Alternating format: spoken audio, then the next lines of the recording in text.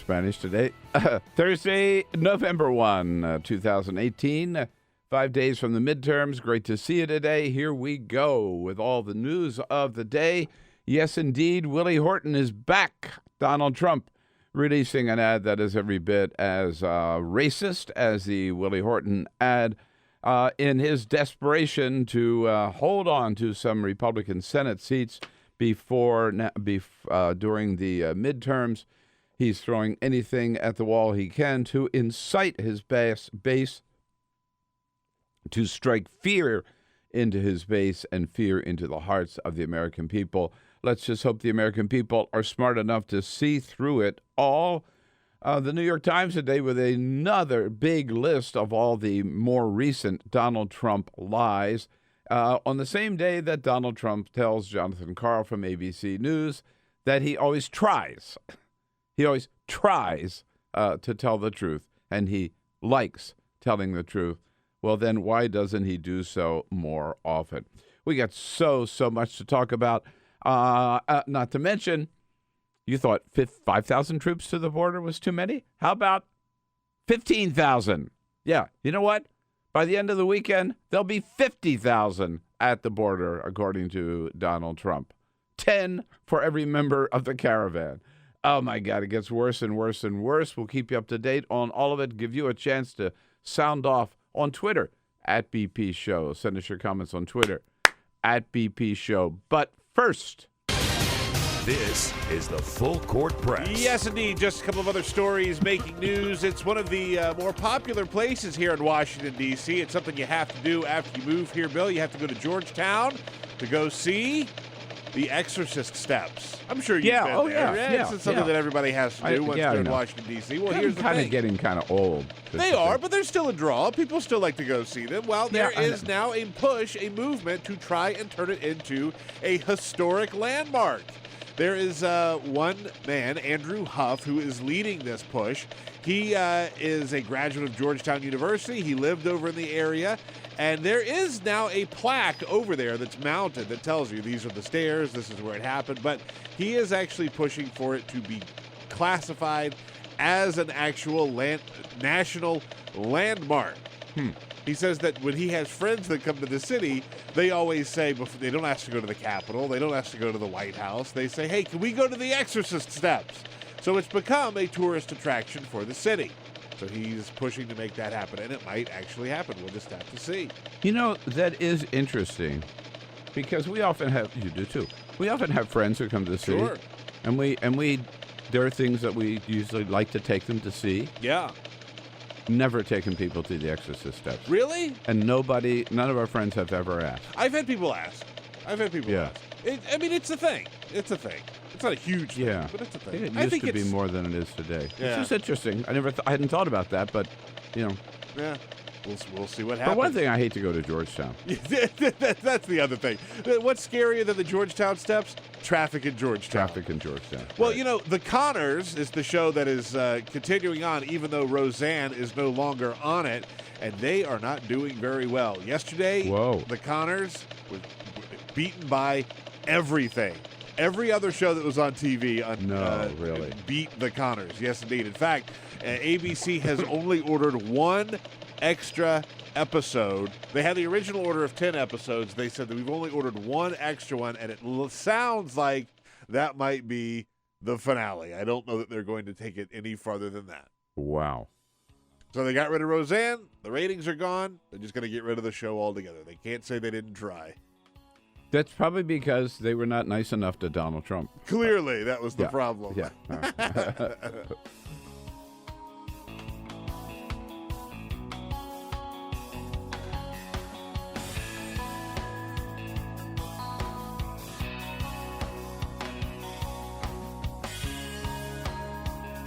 This is the Bill Press Show.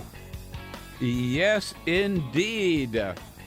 Move over, Donald Trump. Oprah is coming back. And Oprah, you watch. She'll make a difference where Donald Trump can't. Hey, great to see you today. It is a Thursday, November 1. Yes, Dia de los Muertos, the day after Halloween, the Day of the Dead. Don't let that put a damper on the day. It's a big day. It's an important day. 5 days from the midterms. Lots of work to do between now and then. I've talked to so many people who are volunteering this weekend, volunteering today, making phone calls, phone banks, walking door to door, doing whatever they can to push Democrats over the finish line on Tuesday. And you get 5 more days in order to do so. And early, here's the great news is, as we'll talk more about it in a little bit, early turnout is way, way, way up, and it is favoring the Democrats. So as we've said every day this week, we got one word for you: turnout, turnout, turnout, turnout, turnout. That's what it all amounts to. By the way, NBC News reported that as of yesterday, 24 million votes have been counted earlier absentee in the midterm elections. Yeah. And that's a bigger number than the entire nationwide early vote from 2014 already. Right. And it is projected that the early vote total this year could exceed the total vote turtle. Those are hard to say together. Vote total. You got it. We're not talking about Mitch McConnell. No. It could exceed the total votes cast in 2014, both on Election Day and early voting, the early voting alone. So this is very, very, very exciting. Almost as exciting as it is to have you with us today. Thank you for joining us. It's always good to have you part of the show. Love getting together with you to start the day every day with the news of the day and joining you online on YouTube, youtube.com/The Bill Press Show. Joining you on Free Speech TV. You're looking good out there in TV land, all snuggled up on the couch watching us this morning and at the kitchen table. And how about it?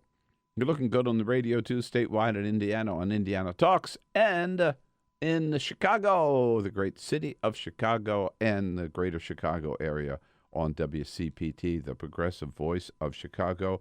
It goes on and on and on. Yes, Donald Trump yesterday, before he gets on the plane down to, on Marine One, down to heading down to Florida for another big rally down there with Rick Scott and Ron DeSantis. 2 losers in Florida. Donald Trump, they're behind, not by a lot, but both behind in the polls. In a state that Republicans used to count on and maybe no longer. But before getting on Marine One yesterday, Donald Trump talking about troops at the border and saying that we might even, Peter, need a few more. Donald Trump says, hello. We might need a few more troops, Donald Trump is saying, down at the border. 5,000 ain't enough. As far as the caravan is concerned, our military is out. We have about 5,008. We'll go up to anywhere between 10 and 15,000 military personnel on top of Border Patrol, ICE, and everybody else at the border. I got to tell you, when I heard that yesterday, I thought I didn't hear it right. I fell off my chair. I mean, sending 5,000, there was already 2,100 National Guard troops down there, remember?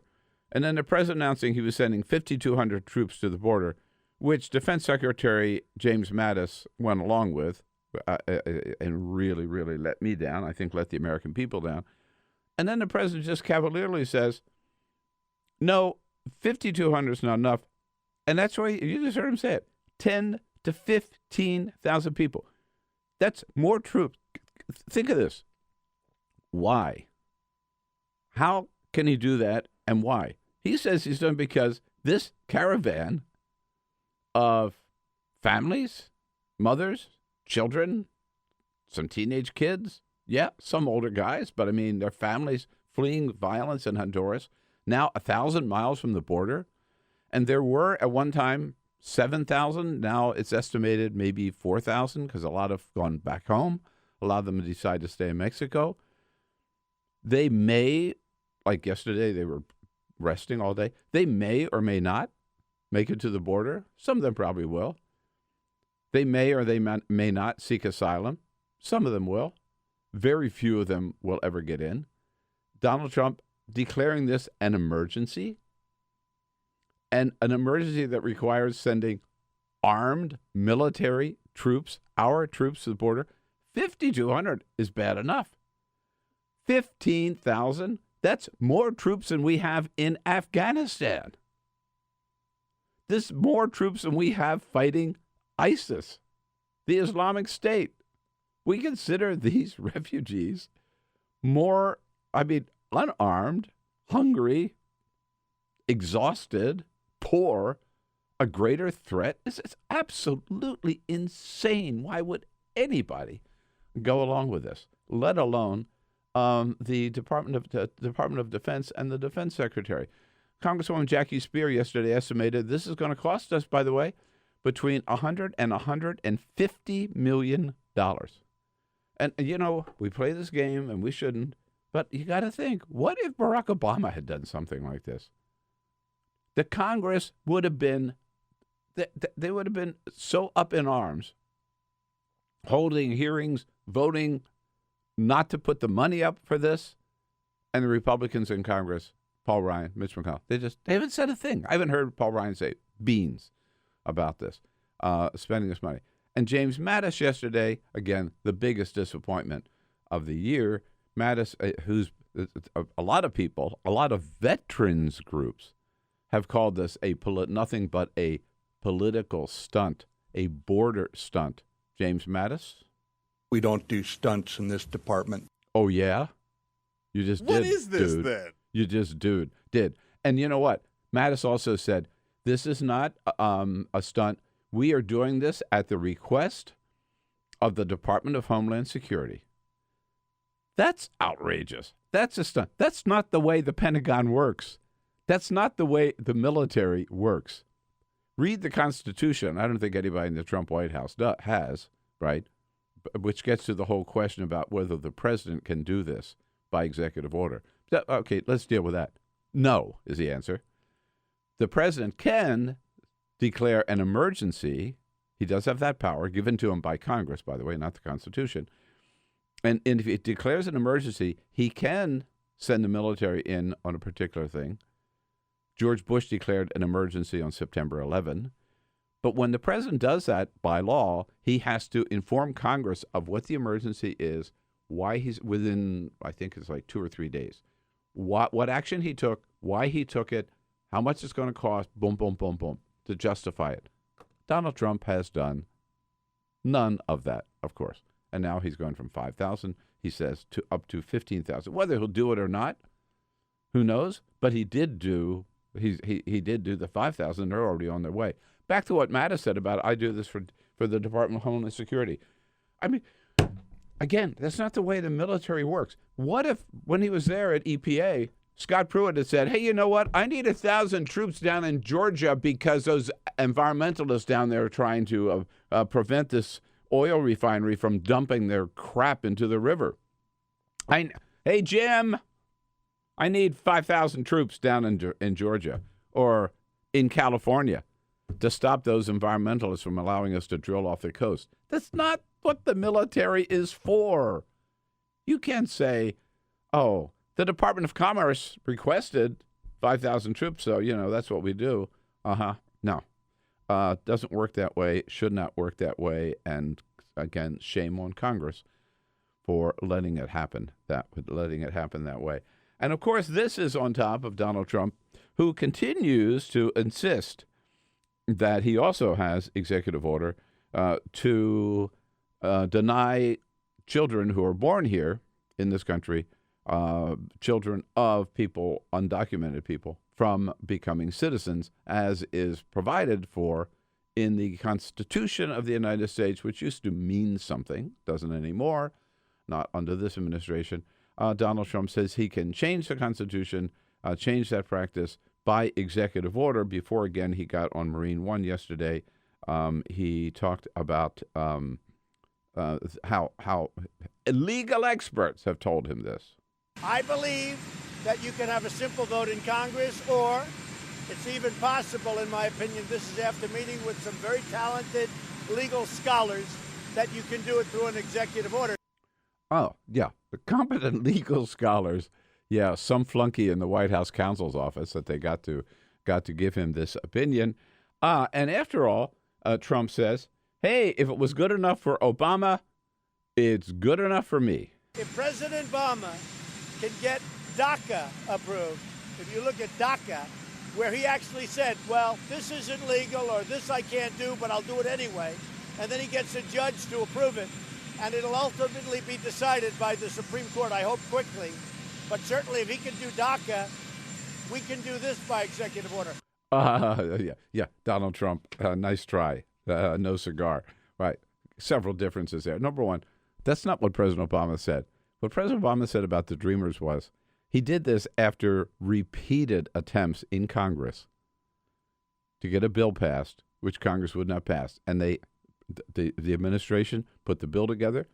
There were several votes in Congress. They tried, and Congress would not do it. And then Obama said, well, then I'm going to do it by executive order and ask Congress to approve it, number one. Number two, we weren't talking about the Constitution of the United States. That Dreamers program had nothing to do with the Constitution of the United States. It did not hinge on any constitutional issue at all. Donald Trump is taking it way beyond that. And at the same time, first of all, raising this issue and throwing this issue out there right before the midterms, when Republican candidates, a lot of them would rather be talking about, well, jobs.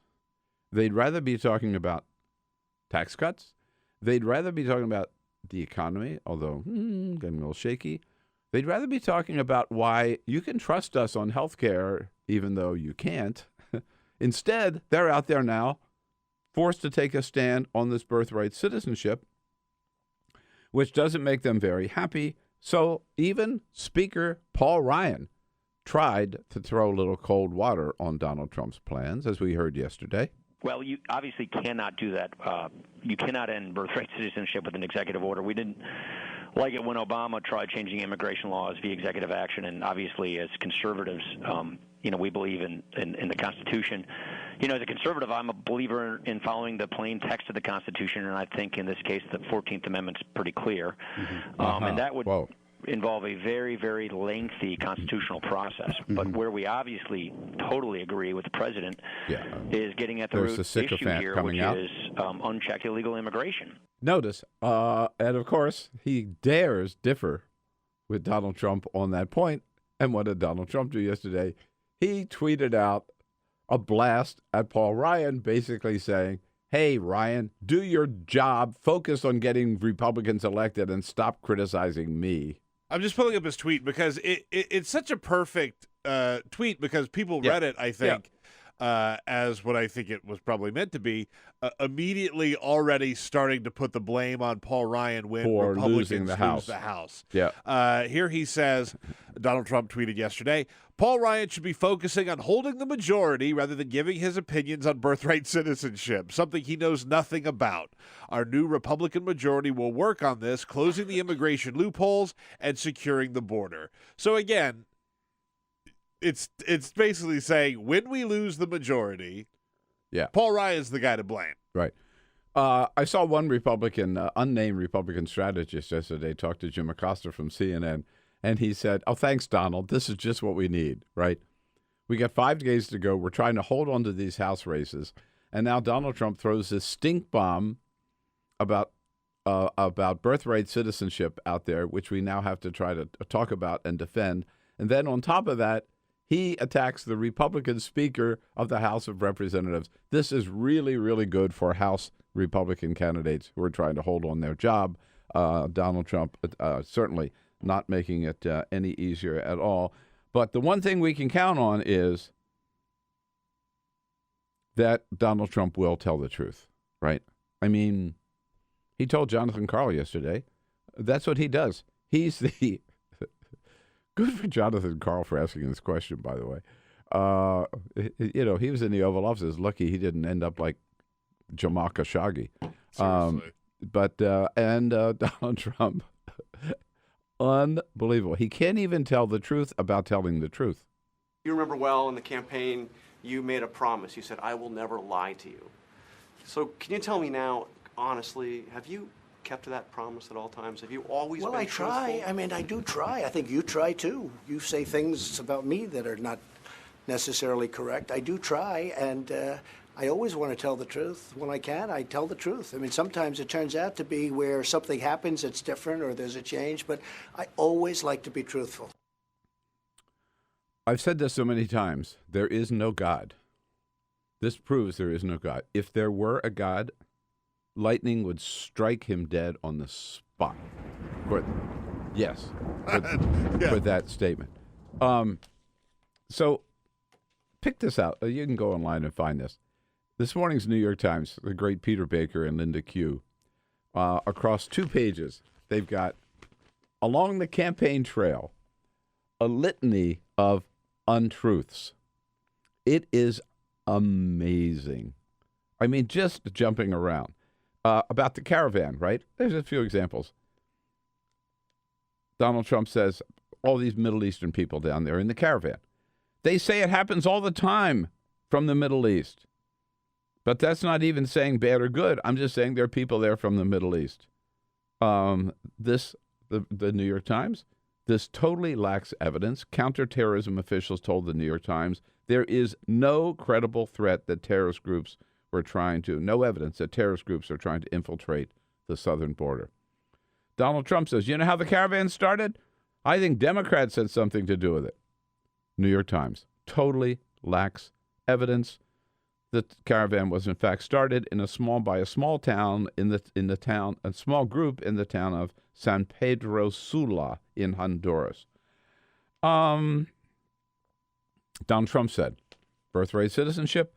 We're the only country in the world where a person comes in and has a baby, becomes a citizen, blah, blah, blah, blah. New York Times, not true. At least 30 other countries, including Mexico and Canada, grant automatic birthright citizenship. It goes on and on. He talked, remember, about their riots in California in cities that trying to get out from under the state's sanctuary cities law. New York Times, there is not one evidence. They've checked with law enforcement authorities statewide in California. Not one example of one riot in the state of California. And then Donald Trump went on to say, there's a town in California where they actually tried to take the town council over, and illegal aliens are running the town council.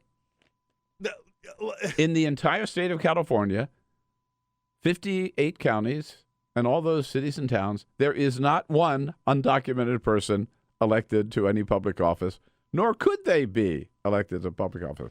It is just an outright lie. And this guy, he also said last week, we didn't get a chance to talk about this. There's so much he says that you have to miss. Here he said, America has the cleanest air in the world by far. Well, the New York Times actually took a look at the map. By the way, it's a map from the World Health Organization, part of the UN, which, of course, Donald Trump is trying to do away with. The World Health Organization map actually showed that Canada, Iceland, Sweden, Finland, Estonia, New Zealand, Australia, and Brunei all have cleaner air than the United States does. I mean, come on. Yeah, I mean, how far can he go? He said about on trade. They wouldn't meet with Obama, the European Union. Japan wouldn't meet with Obama. Well, actually, the New York Times shows that from 2013 to 2016, the EU and the United States engaged in 14 rounds of talks over trade deals. Donald Trump says they never met with him. And then finally he says, just to show to what extent this guy lies all the time. He says, I remember Dick Grasso, a friend of mine, great guy. He headed up the New York Stock Exchange on September 11, and the New York Stock Exchange was open the following day. This was a recent one Mm-hmm. that he just said. Yeah, right. Actually, the New York Stock Exchange closed and did not open again until September 17. Can we hear again what he told Jonathan Karl? You remember well in the campaign, you made a promise. You said, I will never lie to you. So can you tell me now, honestly, have you kept to that promise at all times? Have you always Well, been I try. truthful? I mean, I do try. I think you try too. You say things about me that are not necessarily correct. I do try, and I always want to tell the truth. When I can, I tell the truth. I mean, sometimes it turns out to be where something happens that's different or there's a change, but I always like to be truthful. You know, it's with Trump, it's always interesting to me. If you put it through the lens of talking to an 8-year-old child, right? Where like they're starting to kind of like figure out some independence, just starting to, and they'll start to make up these stories and like, did you spill this everywhere? Well, I and, like they just start lying, right? Yeah. This is Trump. What did you lie about brushing your teeth before you went to bed? Well, I tried to brush my teeth, and it's like a little kid. It's like a pathological lying little kid. He does has zero regard for the truth. He just says whatever he wants, whatever comes to his head, deliberately lies. You got to call it that. It is a lie. It's not a misrepresentation. It's not an exaggeration. It is a lie. And it always comes back to him. One little tweet this morning, I had to laugh out loud at this one. This was waiting for me when I opened my eyes this morning. I picked up my phone. That's always a great way to wake up. Tweet from Donald Trump, and which came in actually at 11:30 last night. He's talking about he retweeted something from The Hill, by the way. Fox News tops CNN and MSNBC combined in October cable news ratings, and Donald Trump adds, "That's because they treat me fairly." Yes, that's why CNN and MSNBC, according to him, are not doing so well in the polls. Hey, but a little bit of good news. 2 items of good news. Number one, we touched on this at the very, very top. It's worth repeating. Turnout. Early voting is up. Turnout is the key to this election, more so than ever before. And early voting is up. 24 million people, as you point out, NBC News has calculated. In 17 states have already set a record for early voting. They're estimated that in some of those states, the early vote total, early vote alone, could exceed the total vote on Election Day and early vote in 2014. By the way, in 2014, that is wild. Isn't that wild? And the numbers in every one of those states shows Democrats far outpacing Republicans in early vote. So the momentum is there. The excitement is there. We got to keep it going. If Donald Trump is trying to rev up his base with all these outrageous scorched earth tactics in the last couple of days, that's got to motivate Democrats even more. I know this is purely anecdotal, but I mentioned this last week. I went to go early voting for the first time. I've always just voted on Election Day. And I went to go do early voting. Lines out the door. And it moved really quickly, so don't let that discourage you. Yeah, but I've never seen a crowd like that before to vote, even on Election Day. Right. So in 2016, by the way, 61% of Americans voted in the presidential. There's a lot of excitement about Hillary and Donald Trump, both sides. In 2014, the last midterms, 37% voted. Only 37. So we get it up to 61, 65% this time. Total vote, and Democrats will take back the House and take back the Senate. And it came to Donald Trump's attention last night down in Florida when he talked about a little bit about early voting. He makes a joke of it, but he also makes a point. Who voted? Then what the hell am I doing here tonight? Goodbye, everyone. Yeah. So the idea of these rallies. What am I doing here? Well, it's funny. What? But the rallies, and remember, 8 states, 11 rallies. So that means, because he's going back to Florida again, still 8 states, 10 more rallies to go between now and Tuesday. God help us.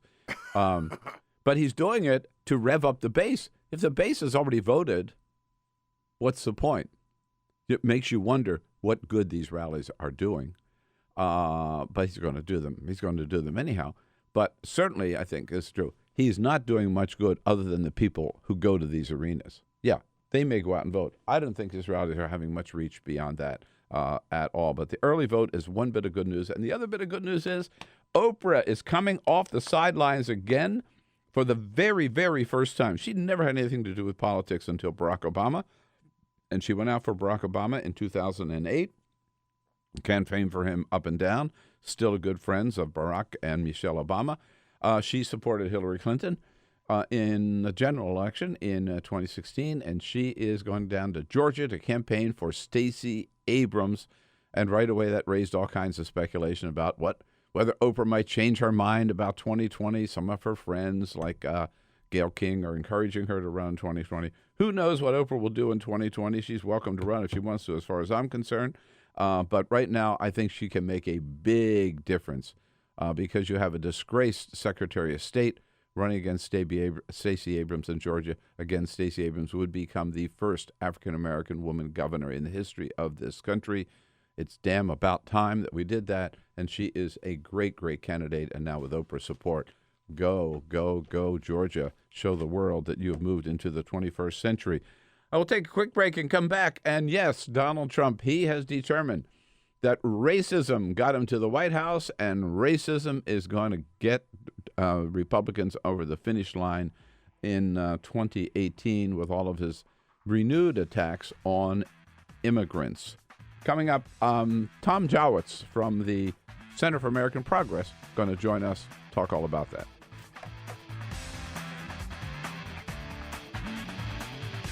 Take The Bill Press Show anywhere you go. Download our free podcast, search for The Bill Press Show on iTunes, and catch the highlights from every show.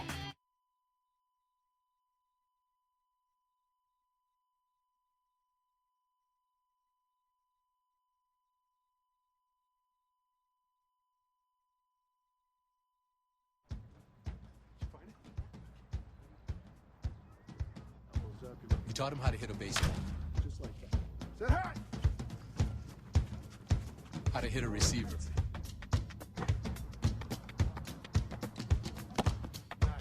The strike zone. The net. You taught him how to hit the upper corner.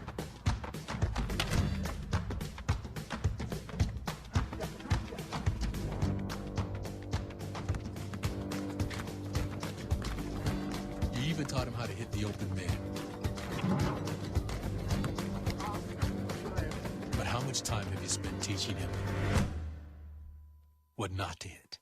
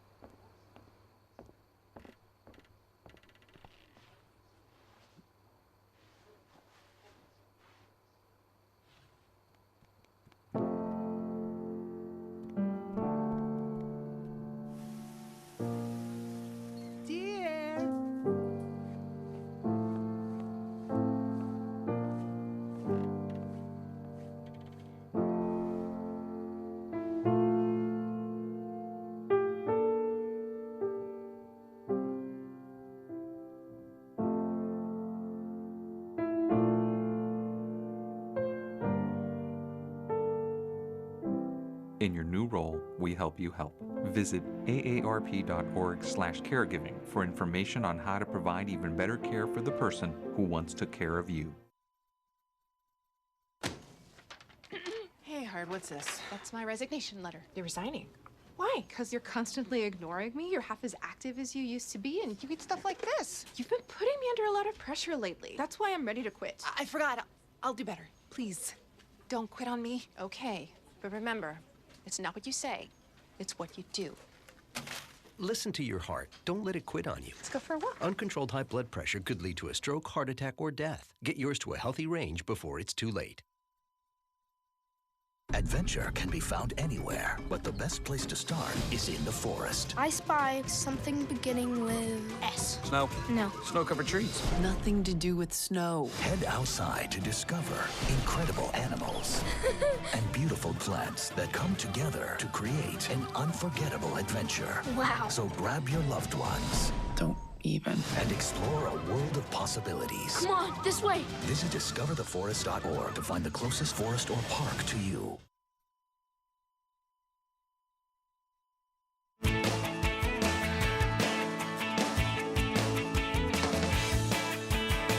This is the Bill Press Show.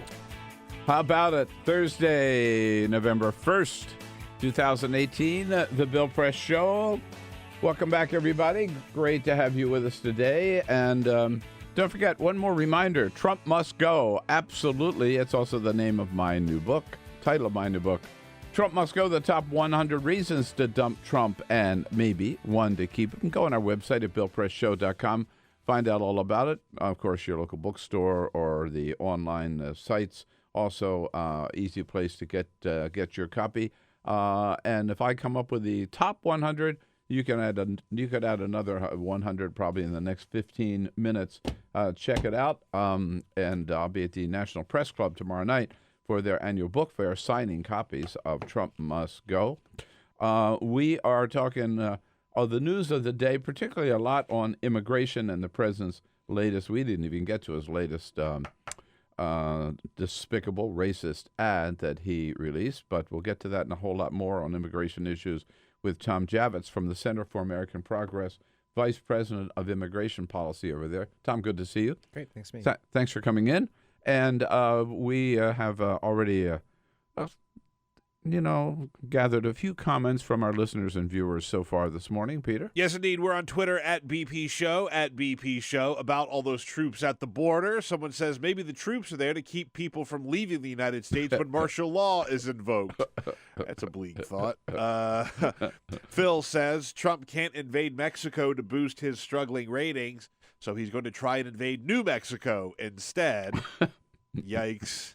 Our buddy Romaine just puts it very simply. Donald Trump, the man has mental issues. Yeah, I don't disagree with that. And my info on Twitter Anybody who supports him, I think, has mental issues, but that's my own opinion. On Twitter, the user myinfo says, I went and voted early yesterday. Very, very easy. Now I can give others a ride to the polls on November 6th. It is time to vote. Good point. If you have a comment, find us on Twitter at BP Show.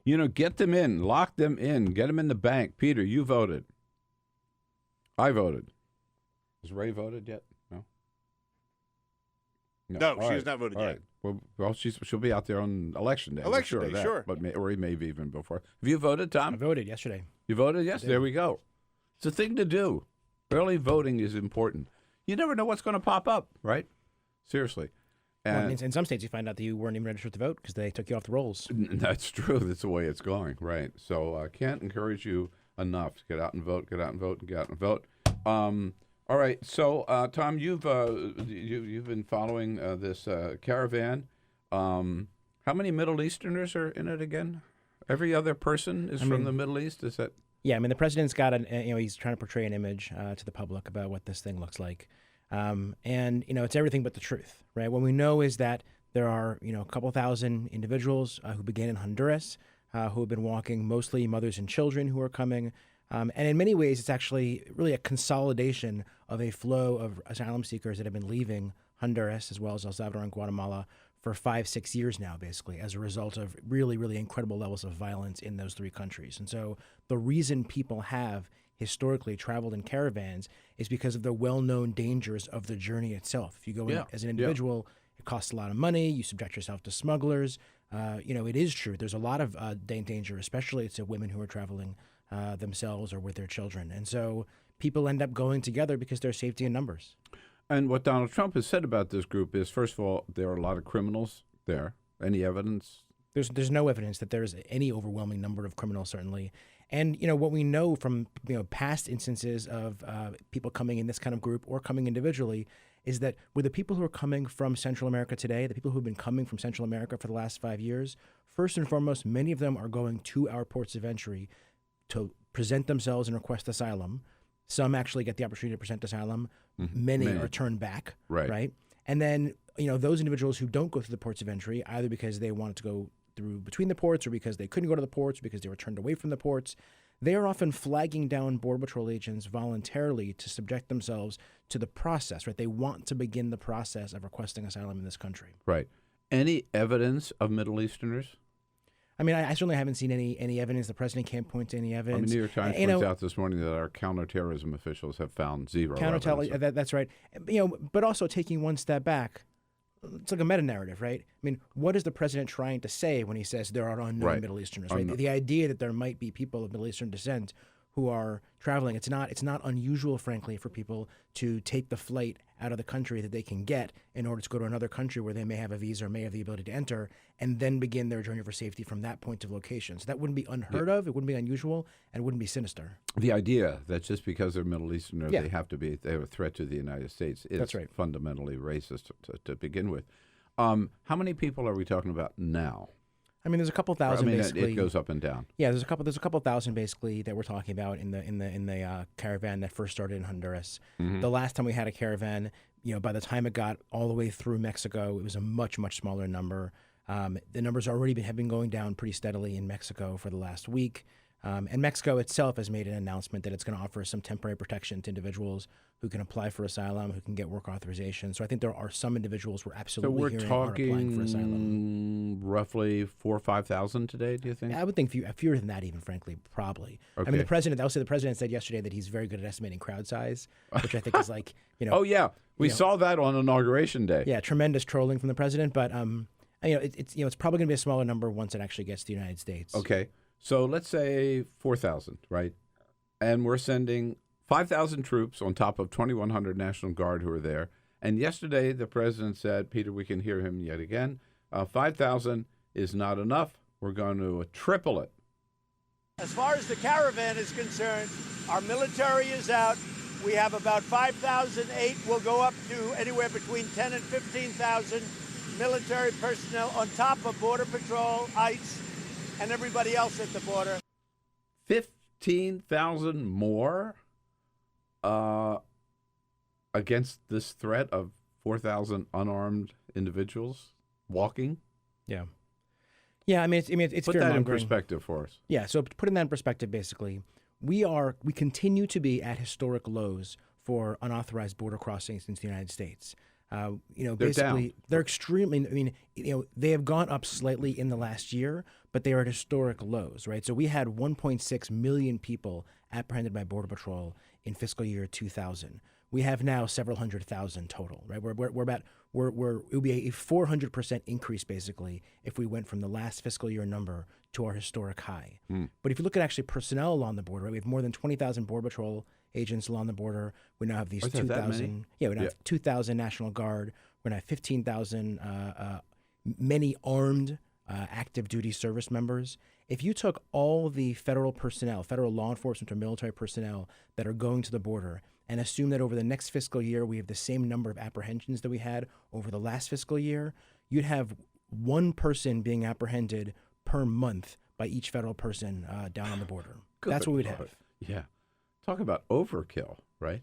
I mean, I think that's right, yeah. And is this the job of the U.S. military?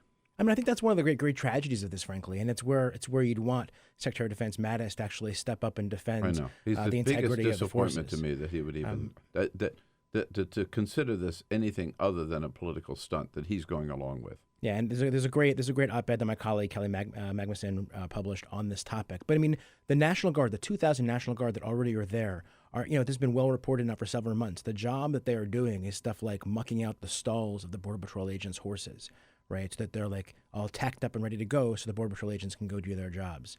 But that's what the National Guard are doing. They're grooming the horses or cleaning out their stalls. This is what our young their sons and daughters put their uniform on for. Yeah, and when you think about what active duty, military who are already so stretched, so over deployed, right? People are doing so many different tours. The opportunity to actually spend time with your family is a cherished time, and to be deployed as a pre-election stunt by the president for months to an area where you're not going to be able to do anything certainly in the interest of the country, but will be part of this political game. It just disrespects the uniform. How many troops in Afghanistan?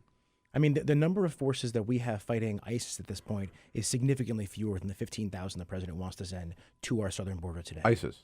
So the Islamic State, in Donald Trump's eyes, less of a threat than this caravan from Honduras. That's what the numbers would tell us. Yeah. Any idea of the cost of this caravan? There was an estimate that came out yesterday. I'm now blanking on the amount, but I think it was something like $50 million. I saw Jackie Spear put out an estimate of 100, who knows a lot about the military. She's been a big critic of their excessive spending, said about $150 million. Well, yeah, and so I just saw something, now that I'm thinking about it, there was yesterday an estimate that came out that said that if it lasts like 45 days or so, it'll be on average about $1 million a day, but that is probably a very low estimate. So it depends on how long the deployment is, and it would go up from there, basically. But I think the number that was floated was 50. That's a question. I think that's a very good question about how long the deployment is, because once you get them down there, it's hard to bring them back, right, unless you admit that the problem of illegal immigration has been solved, and there's nobody else coming across, right? It's hard. I mean, how does...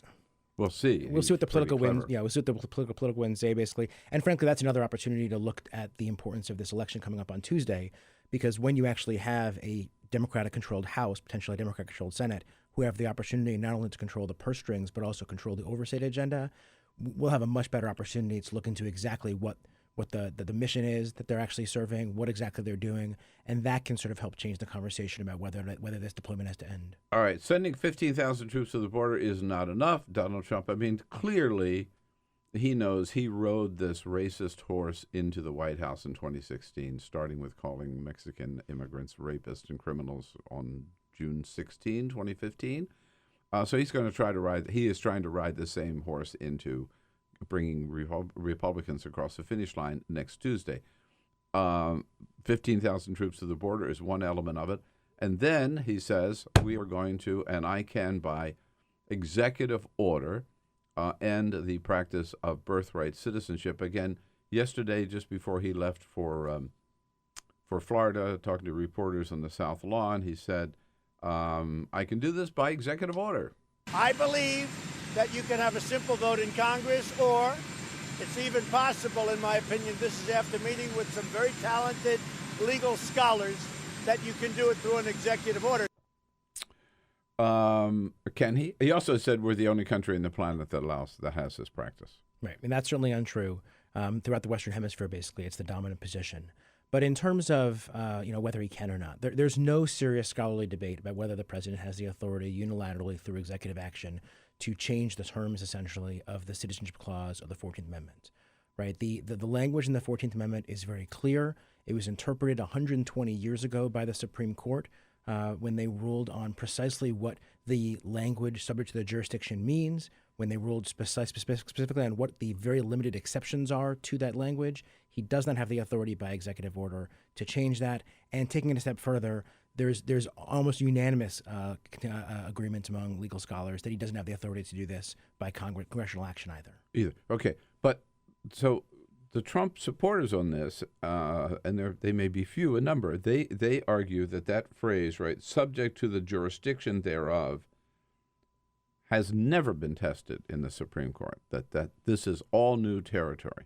Right. That's totally untrue. I mean, literally in the case of Wong Kim Ark, the question before the court was the case with a Chinese immigrant. Yeah. I mean, you might tell us the facts of that it's case. The case basically of a Chinese immigrant who was born in the United States, and the question essentially was whether or not, given the laws at the time, whether he had acquired citizenship, whether he was a natural-born citizen of the United States. And the Supreme Court ruled very clearly yes, because when you look at the question of what... But were his parents legal citizens? I mean, his parents were not citizens. There was a bar on the ability to become citizens at the time, right? So there were already restrictions on sort of the nebulous legal status or permanent legal status of his parents and of Chinese nationals at the time. And so what essentially the court was ruling was that when you look at subject to the jurisdiction and you look at the debate in Congress when the 14th Amendment was adopted, Congress had a very clear idea of what subject to the jurisdiction meant. It meant people, everyone but people who are the children of high-ranking diplomats, the children of invading armies, and then there was specific language regarding Native Americans who at the time were not able to become subject to the jurisdiction of the United States, but then through congressional action, we did have a law that was passed that provided citizenship to U.S.-born Where did this whole idea come from? This is, this has been a kind of a goal of the extreme right wingers for a long time. So the 14th Amendment itself came out of the Civil War itself, yes. right? The 14th Amendment itself right. and the Citizenship Clause was a direct rebuke of the Dred Scott case, which is one of the greatest cases of instances of the Supreme Court. Worst case probably in history, worst decision in history of the Supreme Court. Yeah, finding that Bush v. Gore being the second worst, I would argue. Yeah, finding or that Citizens United, not sure which one qualifies. Right, people of African descent could never become citizens of the United States. That was that court ruling. And the 14th Amendment was adopted as a direct rebuke to that, to basically take it out of the hands of politicians and political whims of the day, whether we were going to have bans on citizenship and belonging that could be motivated by, the caprices of the moment, right? Race, nationality. Which is exactly what Trump is trying to do now. Right. Now, in terms of sort of where this idea of ending birthright citizenship came from, this has been basically one of the things that some of the most strongest anti-immigrant forces have been trying to push for decades. It's sort of like it's their white whale, the thing they've always sort of wanted, because for them, they see this as the way to actually reverse the demographic changes that have been taking place in this country for decades. Right? If they can carve people out of belonging, carve people out of the ability to stay in this country and remain in this country and be American, then that can help to solidify, the white majority status, the European white majority status that Steve King and Steve Bannon and everybody else thinks civilization hinges upon. Yeah.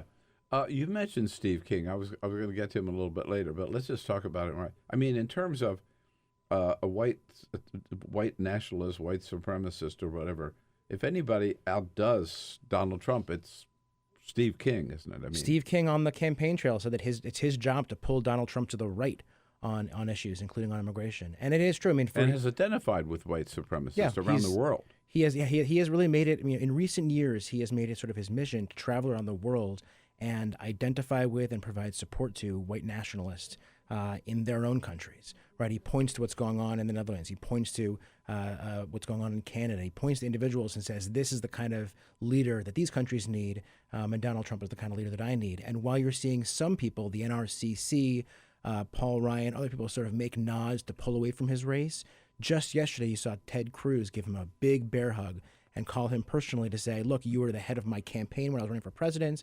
I still support you. Right. This is, it's kind of amazing to see. Sorry, I was going to say, it's kind of amazing to see that, at the very moment when finally the country is waking up to just how offensive and white nationalist Steve King is, that's the moment Ted Cruz reaches out and says, that's my guy. Steve King and Ted Cruz. Boy, you talk about two people who deserve each other. That's a gruesome twosome, man. That is disgusting. Yeah, it really is. So on top, they got the caravan and this birthright citizenship movement, or whatever tactic. Ploy, thank you. There's also rumors of an executive order that they're considering too, in terms of who gets a green card and who doesn't. If you take food stamps, I thought there were two other possible executive orders you're referring to there. Actually, really? That we could talk about. I mean, taking one step back, let me just say, Stephen Miller, the white nationalist in the White House. It's still there, by the way, isn't it? Very much still there. Yeah. This is his program. This is his plan. He made this clear in the spring. He gave this long interview in Breitbart. Your listeners should read it, in which he basically said, our goal going into the midterm election is going to be to make immigration the number one issue in the country, right?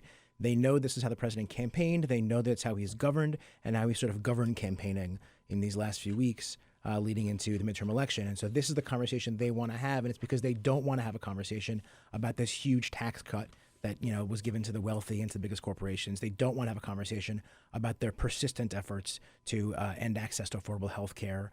They don't want to have a conversation about their plans to raid Social Security and Medicare. So those are things they don't want to have conversations about, right? And they instead want to have these divisive conversations that they think will be able to distract us. Yeah, but he succeeded in that. Well, with Trump, that's correct. Yeah. Trump, the willing acolyte here, if you will, of Steve Miller, to reverse the roles. Absolutely. Yeah. So three things that are sort of that are sort of happening right now, or maybe on the horizon.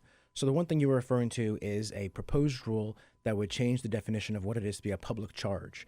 And this is essentially a massive new wealth test on who has the ability to come to the United States, whether as an immigrant or as a non-immigrant, as a visitor, or if you're in the United States, to adjust your status to get a green card. It takes basically a very arcane piece of immigration law that has been applied in the past, but applied to a narrow set of individuals who are likely to become primarily dependent on the government for long-term care, and would expand it to apply to really anyone, essentially, including working families. Mm-hmm. So that's one thing that is moving forward. There is a proposed rule. Comments are being received by the federal government right now. There is another proposed rule out there, which we refer to as the Flores rule. This is a proposed rule. Flores. So Flores is the settlement agreement that governs how children are treated in immigration custody, and says basically they have to be treated in accordance with basic child welfare standards. The government wants to essentially circumvent that settlement agreement by issuing a regulation that would allow them to, among other things, certify for themselves that the family detention facilities they use are appropriate for kids. Because right now they're required to have them licensed by states, and states don't license them because states say, why would you ever license a facility like this? And so they want to basically say, well, how about the federal government through a private contractor can license it, and then we can hold these kids in these facilities for months or years. That is also receiving comment right now. That closes on Election Day. And you can go to endfamilydetention.org if you want to see, or Stop Family Detention, I should know this, end or stopfamilydetention.org, in order to see that rule and to provide a comment. There is a third executive order that they floated just last week, which would basically be what they want to put in place. These are coming out of DHS? So the change to family detention stuff is coming out of DHS and HHS. And there's a DOJ component to it that has been held up by the agency but could be forthcoming. The change to public charge is a DHS rule. Yeah. And then the third thing is not being done through rulemaking. The third thing is something they floated just last week, but it would actually be, I take it back, it is partially through rulemaking.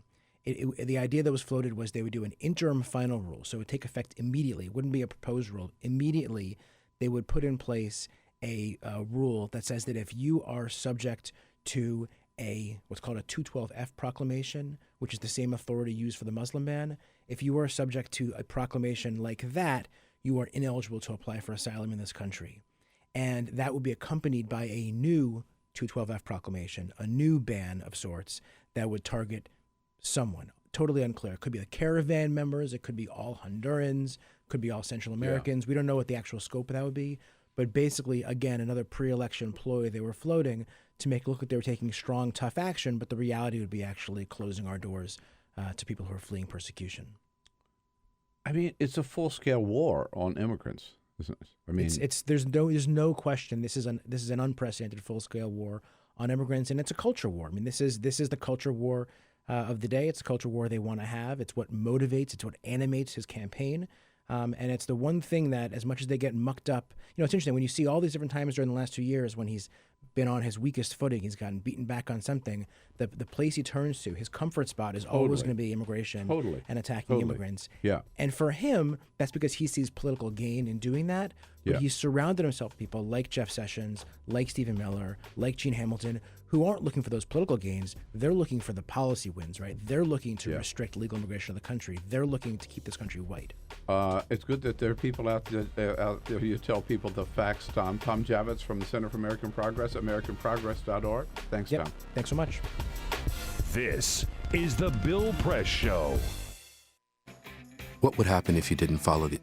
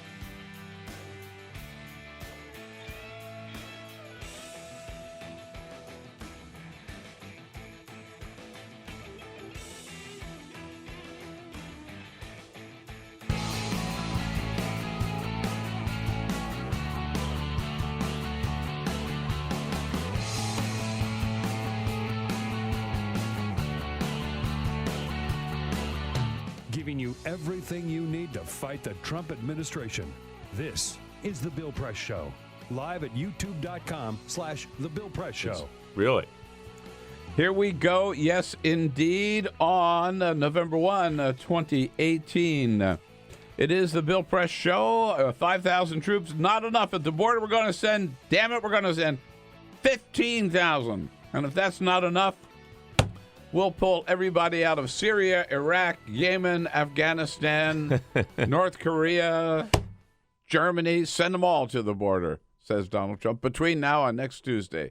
And on top of that, we'll give you a 10% tax cut. Oh, God, it is getting desperate these last few days, and we got 5 more to go. Hello, everybody. It is the Bill Press Show coming to you live from Washington, D.C., our nation's capital, and our studio on Capitol Hill, of course, with all the news of the day. And on the political front, he's back from the campaign trail, bouncing around the country to check in on some of the important Senate races. Igor Bobic from HuffPost. Hello, Igor. It's good to see you. Thanks, Bill. Welcome back. Good to have you in town. Really good to be back. And you're going to be here for the next 5 days, right? I am. That's right. Next big, exciting 5 days ahead. Yeah. Well, get your rest, because I think it's going to be a long night. That's right. Tuesday night.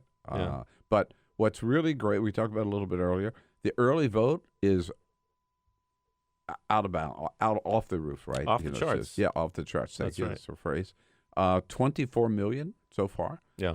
And 17 states have already exceeded their record whenever it was set the last time, not in 2014, which was pretty bad year. And in a number of states already exceeding 2016 numbers, which is even more important. 2016 presidential election. Right. The big fear among Democrats has always been that, this is a midterm election, and traditionally only Republicans and older voters, white rural voters turn out. Yeah. This is looking something more approaching 2016. That's not going to be the case in 2018. We're going to make sure that turn out, vote. If you haven't already, get out there and vote. So Igor Bobic with us, and all of you, we want to hear from you, your comments on the news of the day at BP Show.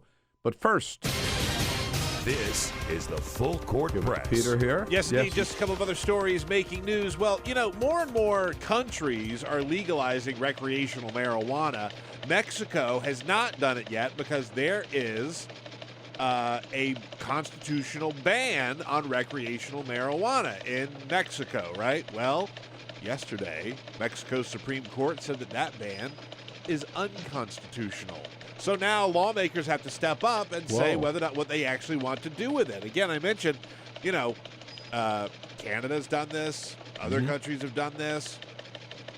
Mexico has not been able to actually push it forward because it was part of their constitution. No more. It is unconstitutional to ban marijuana in Mexico as a recreational drug. So now we'll see if they move it forward. Let me tell you, Mexico will do it before the United States. I agree, actually. Yeah, I agree. Let's go down to Las Cruces, New Mexico, where a man went out to go hunting jackrabbits in the desert, and he went with his dogs. He went with a couple of his favorite dogs, including Charlie, a 120-pound Rottweiler mix.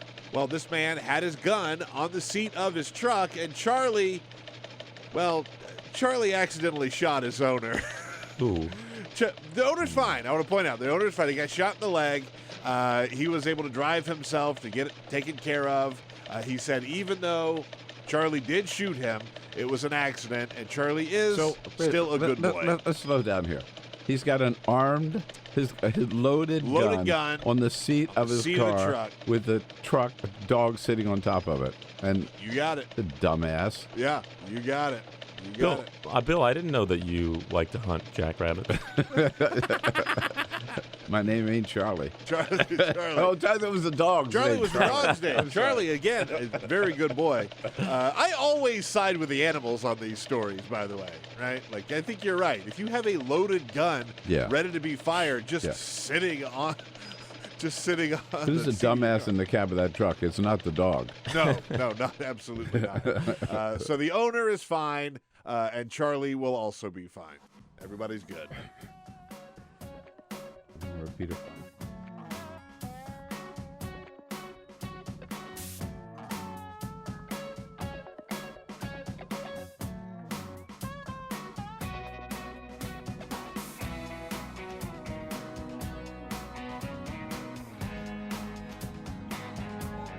This is the Bill Press Show. She will make the difference. Oprah jumping into politics 2018 on behalf of Stacey Abrams, Democratic candidate for governor in the great state of Georgia. Hello, everybody. Oprah is back. It is Thursday, November 1. So good to see you today. Thanks for joining us as we come to you live from Washington, D.C., our nation's capital, with all the news of the day, including Donald Trump saying 5,000 troops to the border is not enough. We're going to send 15,000 or even more if we need them. And we'll bring you that news and all the rest of the news of the day online on YouTube, youtube.com/The Bill Press Show, coast to coast on Free Speech TV, and out in the greater Chicago area on the great WCPT, the progressive voice of Chicago. Joining us from HuffPost here in studio, just off the campaign trail, Igor Bobic, national political reporter, senior political. What title do you want? I mean, it's okay with me. I'll take them all. Take them all, right? So you were. Let's start. You were. How about this Oprah? Huh? How about her? You think sounds like she's running? No, in 2020. Well, that the speculation started up again yesterday. As soon as she said she's going to go down and help Stacey Abrams. Yeah, that's right. I would think that she could make a big difference in Georgia. Yeah, I think it's so. a very tight race. She's a huge name, very popular still. In terms of getting out the vote for Abrams, who That's needs what it's all about. Who needs every vote she can get, and that could make a big difference. Right.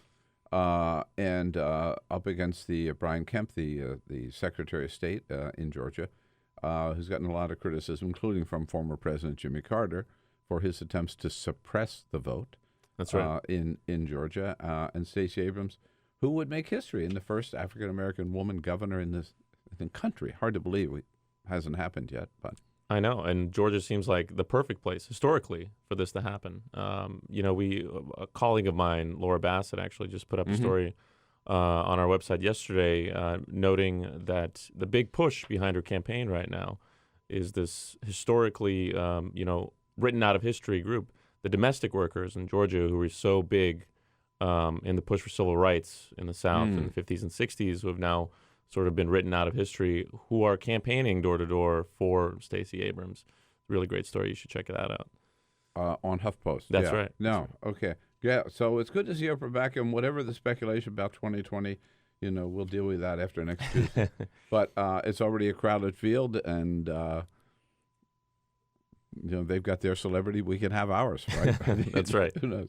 But you just came back from taking a look at the Senate race in Nevada, which is one of those key ones for Democrats in case they lose. They've got to hold on to, as we've said, talk so often, to their maybe slim chances of winning the Senate. Have to hold on to the 5 red states threatened and pick up a couple more. That's right. Nevada, Arizona, Tennessee.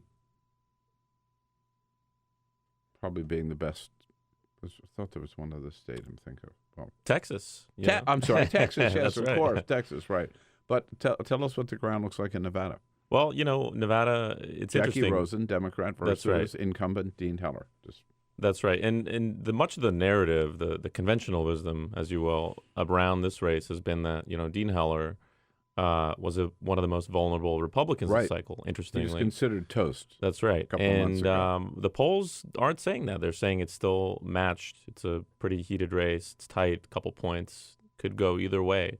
So really, what I wanted to see in Nevada, which is why I went there, is why Heller is doing so well.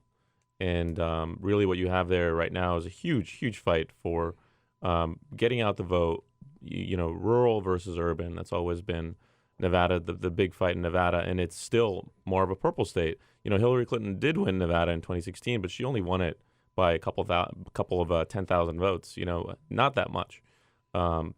Certainly a much smaller margin than Obama. And what Republicans are arguing there is that the state is actually trending more Republican as we go. So we're going to see what happens in 2018, whether they're right or not. Jackie Rosen is a kind of a generic, conventional Democrat, handpicked by Harry Reid, the former senator, who he thought that she would present the best chance of taking down somebody like Heller. And, of course, he's got this baggage. He, repudiated President Trump there, and now he's completely, voiced his support for him, which tends to hurt him among the Latino groups there, which is why you see all these big names. Barack Obama went there. Joe Biden went there. They're really trying to get out Latinos to vote. Right. And well, you mentioned we've talked turnout. Particularly in Nevada, it hinges on turnout. Right. And the turnout in Nevada, the master there is Harry Reid and the Las Vegas political machine. You mentioned, cities versus rural areas. I mean, the votes in Nevada are in the cities. Yeah. Right. Yeah. For the most part. For the most part, yeah. What Democrats really need to do is the hotel employees. The culinary union. Culinary union. Yeah, it's most of the service workers on the Strip, and majority of the casinos there, that are a huge advantage the Democrats have there that they don't have in any other state, really. And it's going to be a test of whether Harry Reid, who's not on the ballot this year, who hasn't been in the Senate, who hasn't been delivering for them year after year, whether they still have what it takes to turn out voters. Yeah. My impression is that they do, and they are. It's kind of a concentrated force, union force, but more powerful, I think, than unions anywhere else. Yeah, it's really a remarkable story, and sort of a contrast because unions have gone down in power and influence everywhere else in the country. I mean, you look at Wisconsin, where Scott Walker now is also fighting for his life, and the unions aren't talked about there as much. Right. We just saw on the screen here that Andrew Gillum just up on CNN, the Democratic candidate bouncing around Senate and gubernatorial races, but the Democratic candidate for governor in Florida, who could very well end up deciding the Senate race in Florida too. He could, helping Bill Nelson win re-election. So Andrew Gillum was. Donald Trump and Ron DeSantis have really made this a campaign based on race, and Gillum has dealt with it, I think, very effectively. He came up with, Peter and I think, the best rebuke to Donald Trump to Ron DeSantis, and in effect to Donald Trump, in the last debate when, from the very, as we know, the day after he won the nomination, Ron DeSantis started making this about race when he said, well, the last thing we can do is monkey up this race or something like that. And then in their last debate, the issue of whether DeSantis was using race against him as an issue against him, Terry Gillum, I thought, dealt with it very effectively. Here he is. Now, I'm not calling Mr. DeSantis a racist. I'm simply saying the racists believe he's a racist. That's the punchline everybody's talking about. Yeah. Yeah, right.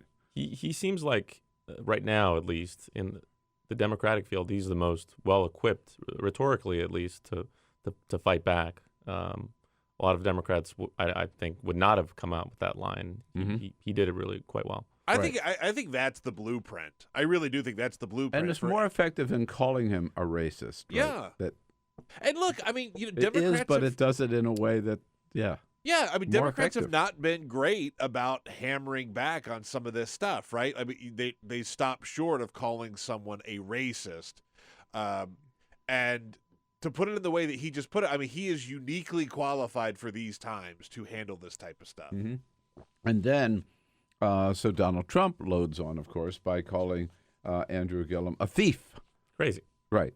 I mean, based on, again, nothing. There is an FBI investigation of some city council people in Tallahassee, the mayor not being one of them. But he calls him a crook, and that's a dog whistle word. I mean, that's clear. Absolutely. And it's like a 3-hour news story in this crazy news cycle because he comes out saying, outrageous things every other second. Right. But Andrew Gillum dealt with that pretty effectively, too, I think, when this is an interview, I forget who it was with. It was Trevor Noah on The Daily Show. That's right, with Trevor Noah, The Daily Show. My grandmother used to have this saying, never, ever, ever wrestle with pigs. She said, because you both get dirty, but the pig actually likes it. And that was important for me because what I realized is what DeSantis and Trump want to do is to drag me into the gutter with them, right? Because they can survive getting dirty. I can't survive. And I want to tell you the truth. My grandmother Bendler used to say that too. I remember her saying that. Never wrestle with a pig. You both get dirty. The pig will love it. Now, what year was this? 1920? Oh, no. And our next guest is. But again, very effectively just puts it, just knocks it down, right? Yeah. Yeah. He really does seem to be at the top of his game right now. And it's helping, somebody like Bill Nelson, the Democratic senator there, who a lot of people thought was in a lot of trouble this year. And he seems to be, holding his own against Rick Scott, the Republican governor, who now got another issue that he's got to contend with is this birthright citizenship thing that Trump seemingly came out of nowhere that he's running from. He was asked about it yesterday by a reporter, and he simply walked away. He didn't even address the question. Right. And Ron DeSantis and Rick Scott both showing up with Donald Trump last night at the rally in Florida. So I mean, they've hooked their wagon to his star, right? For better or for worse. Absolutely.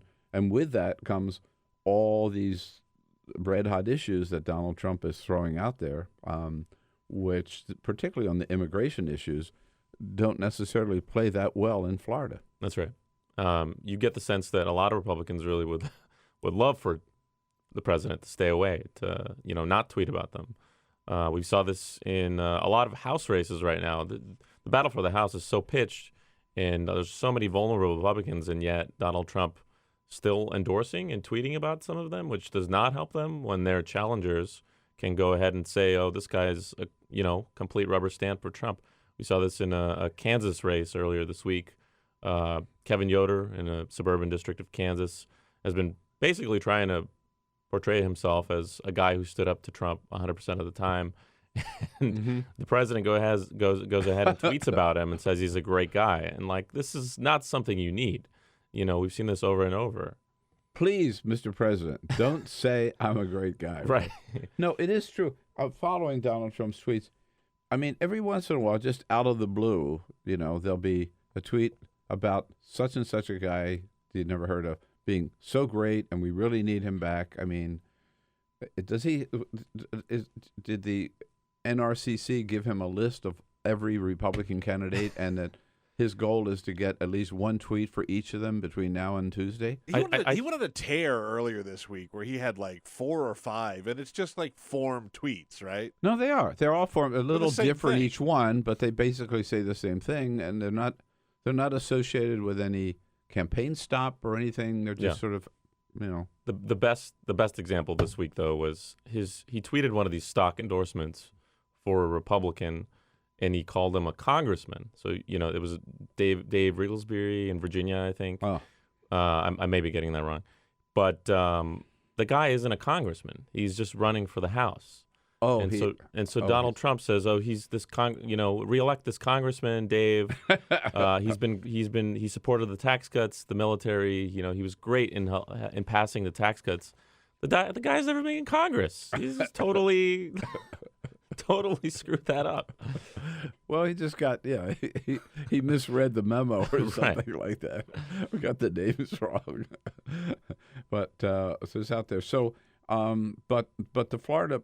And with all of his money, right, Rick Scott, at best, is tied with Nelson in Florida. He put up another $1.3 million of his own money yesterday. He's burning through cash like crazy. It's amazing. I just have a question about the polls, right? When we look at the polls and all this stuff, I mean, are they sort of outdated? Maybe it's the way that we do them or the people that get asked the questions. Are we sort of now at a time where we just kind of should stop trusting the polls as much? I mean, look at what happened in 2016. I was just going to say, after every 2016, said, you shouldn't believe any poll. Right. I tend to sort of take every poll I read now with a grain of salt. Well, I will say that the national polls in 2016 pretty much, captured the picture correctly, which was a Clinton win of 2 to 3 points. She did get more votes. It was the state polls where really the problem was, places like the Rust Belt that they completely missed. Wisconsin, Michigan, Pennsylvania. So I think the issue is more on the ground than overall. But this cycle, there is just so much evidence, so many polls. It doesn't matter at what part of the country. The Midwest right now is looking like it's going to be a saving grace for Democrats, especially in governorships and state houses. So I think it's definitely different. And you've also got a tremendously different field in the sense that Republicans are defending something like 60, 70 seats. Even more. That's right. That's right. And so it's the potential there for Democrats is so much bigger. Right. It's interesting that yesterday, Nancy Pelosi, the Democratic leader, said a week ago, I would say we have a good chance of winning the House. Today, I would say we will win the House. Period. Yeah. Their internal polling must be pretty strong. And she would know. She would know. Yeah. No, that's right. I mean, she's not just saying that. She's a brilliant strategist and has raised more money than anybody else has. And she knows, I bet if she were sitting here, she could go down every single House race in the country. Yeah. And exactly what it looks like and what the advantages are and disadvantages are. One other big race that has been getting a lot of attention, of course, is Missouri, and a unique race because it's such a deep red state, and Claire McCaskill, kind of a different kind of Democrat, trying to win re-election there. What do you hear? What do you see? Well, in the last couple of days, she's really, really started to hug Trump and his rhetoric on the border, on border security, on the caravan. She went on Fox News, which is the president's favorite network, a tell. To say that she stands behind him 100% on the migrant caravan approaching the border. Whatever he's got to do, we've got to do. We've got to support him. That's reflected at least in the public polling, which shows her opponent Josh Hawley by up something like 3 or 4 points. Republicans in private are even more confident. They're saying that she's down by 6, 7 points. The gap is wider. So she's really in a predicament, and she's trying to survive. She put out an ad last week saying that, the narrator in the ad says she's not one of those, quote, crazy Democrats, right? Who opposes, knee-jerk opposes the president at every turn. She took swipes at Elizabeth Warren and Bernie Sanders. There's a lot of tells here in her posturing that she's really, really fighting for survival. Yeah, I'm mixed about that, of course. I'd rather see a D there to vote for the next leader of the Senate, but she's certainly not my kind of Democrat. And but she does try to reflect, I think, to give her some credit. There's a good profile of her in this week's New Yorker magazine. Mm-hmm. Maybe it's last week by now. That she really does focus on what she thinks is best for the people of Missouri. Yeah, and she's not so she's not running for president or looking for adulation from the Wall Street Democrats or the Hollywood Democrats or whatever, right? Just what serves Missouri best. But I think she could be more progressive than she is and still get reelected in Missouri, but I'm not running her campaign. It's a tough spot. I mean, the president won her state. Barack Obama did not win her state. He did win in Indiana in 2008. So Missouri is really trending a different way. She's trying to. On the other hand, she did vote against Kavanaugh, Brett Kavanaugh, the Supreme Court. Right. So that was a stand on her part. It's a tough fight for her. Joe Donnelly has gotten himself in a little bit of a pickle in Indiana. He did. Another state, another race, which is toss-up ball. Right? That's right. Yeah. Democrats are a little bit more optimistic there, at least at the moment. He's running against Mike Braun, who's a very Trump-friendly Republican, House Republican. So it's another tight race there for Democrats. And Donnelly's comments about diversity. That's right. He in the debate on Tuesday night, he was asked about the diversity in his staffing in his office and his Senate office campaigns. All candidates were asked, and he gave kind of a bad answer, awkwardly phrased answer about his some of the minorities serving on his staff. He mentioned a state director who an African American state director, but she does a wonderful job. He mentioned another like Indian American staffer, but despite that, she does a wonderful job. So he's been taking some heat over that. He put out a statement saying that he misspoke and he intended to say "and" instead of "but." But it's kind of a Mitt Romney moment there. You get reminded of Mitt Romney in a 2012 debate, boasting about the binders full of women that he sought to employ as Massachusetts governor. Guys, that's a great phrase, a Mitt Romney moment. We missed Mitt Romney and his. For the worst with Mitt Romney, it was foot in mouth, right? Yeah, but it just feels so quaint these days. I know. Yeah. Remember the days of gaffes when gaffes mattered? Yeah, as opposed to outright lies. Right. But I think that says a lot about the Republican Party, right? I know we're sort of going off on a little bit of a tangent here, but they ran the best that they had when they had Mitt Romney at the time, right? And he was right on the Republican talking points of, tax cuts and businesses are people too, my Smaller friend. Government, lower Smaller taxes, government, all this stuff. classic. And they still could not win. So now you've looked at where they've come since then, and they've turned completely towards fascism, racism, xenophobia, everything. They've adopted that part of the Romney platform, but also added on top of that all of the other nefarious things that they thought they were going to have to get rid of. Remember, after he lost, there was that famous autopsy that was, we have to be more inclusive of Latinos and Latinas. Right. And they just gave up on that. We talked a little bit about Georgia and the Secretary of State there, and I think rightfully so, correctly so, a lot of accusations of voter suppression on his part as Secretary of State. The person who is the king of voter suppression in the country is Chris Kobach, the Secretary of State of Kansas, who was on with Anderson Cooper last night, and Jeff Toobin, a legal analyst for CNN, where Toobin didn't dance around it. I mean, basically, he said the guy's an outright racist. Here's a little bit of that exchange. I mean, Chris has devoted his career to stopping black people and poor people from voting. I mean, that's been your goal for decades. That is an outrageous accusation. Well, it's completely true. That is an absolutely outrageous accusation. I mean, so if you like photo ID, you're trying to stop people of color from voting? Absolutely. That is outrageous. Absolutely. Wow. Yeah. Good for Toobin. I love Jeff Toobin. He's a good friend, and he's a great legal mind and a great writer. And yeah, he doesn't hold back at all. I mean, just called it for what it is.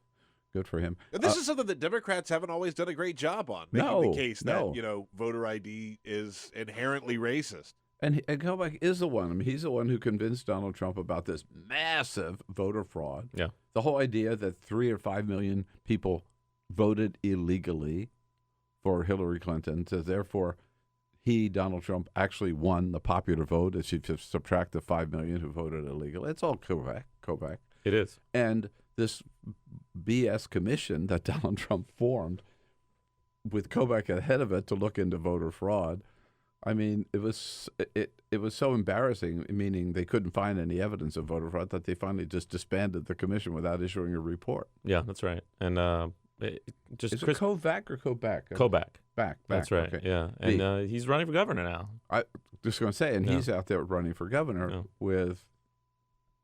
I haven't looked at that race at all. There's a good chance that he can win. God forbid. Yeah. There is a good photo of online that's circulating online right now from a debate the other night with Chris Kobach and his Democratic challenger and a third party candidate. And there's a question under the screen that says, were you a fan of Sam Brownback, the famous Kansas governor who ran the state's economy into the ground? And the only person who raised their hand is Kobach. Oh, really? Wow. Yeah. Just a funny clip. Well, remember that the very first Republican debate, wasn't it, on CNN, when would you support the Republican nominee, no matter who it is? and everybody That's right. raised their hand except Donald Trump. That's right. There's a huge controversy over that. Yeah. God, remember that way back? I mean, that was like seems 10 years quaint. ago, I think. Yeah, seriously. But that seems like a quaint little move of his, right? Like how he's ramped it up since then. Steve, wait a minute. Ted Cruz kind of showed his true colors yesterday, right? Coming out with a great big endorsement and a great big hug for Steve King. Yeah, that's right. Steve King, who could lose this year, finally, right? I'm still skeptical. Yeah, but there was a very bad poll for him that came out this week, which is very surprising. Took a lot of people by surprise. That had him only up by a point, which is crazy. This is a very rural, conservative Iowa district. But he's been largely absent. He's raised zero money. He hasn't campaigned at all. He's been out in Europe campaigning with white nationalists. Yeah. Saying we need people like that in this country. Right. I mean, the ultimate white supremacist, Steve King, and has been for a long time. Maybe finally catching up with him. And the fact that Ted Cruz would embrace him when he's up against Beto O'Rourke, in Texas, you'd think that might be an issue, but not for Ted Cruz. I know we're over time here, but what do you see in Texas now? I mean, last week everybody was saying the polls have shifted, and Beto O'Rourke had a lead at one time, is now trailing Ted Cruz. And I would be very, very, very surprised if Beto pulled it out. He says it's going to be turnout. It's going to make the difference. The extreme polls turnout, very high turnout. He may be right. He says the polls are wrong. Yeah. The excitement is on our side. The Latino people, particularly young people, women, on our side. Absolutely. And we're going to turn them out, and they're going to make the difference in Ted Cruz's. But there's still a lot more registered Republicans in Texas, and that's what makes a difference. Yeah, great.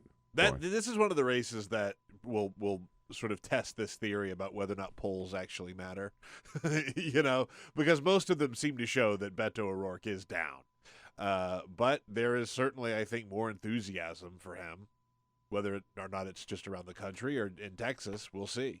And a good question about whether Donald Trump's anti-immigrant attacks here in this last week have the reverse effect in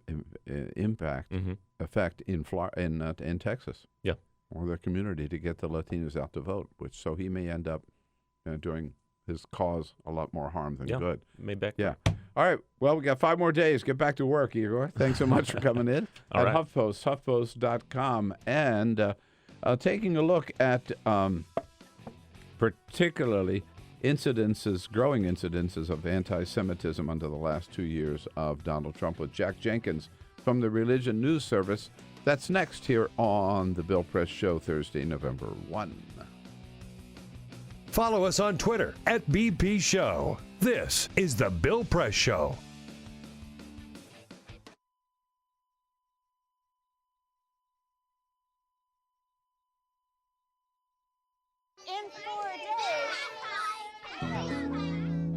There was an old woman who lived in a shoe.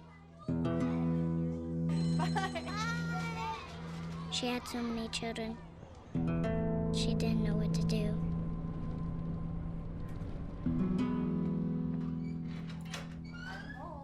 Did you have a good day at school? She gave them some broth. Without any bread. There you go.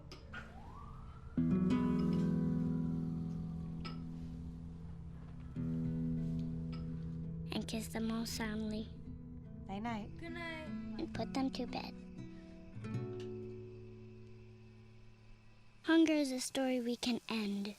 End it at feedingamerica.org.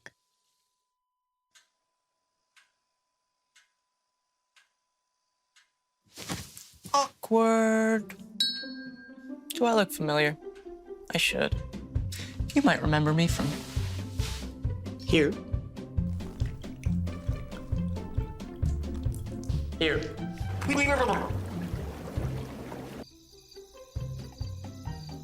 Or maybe even here.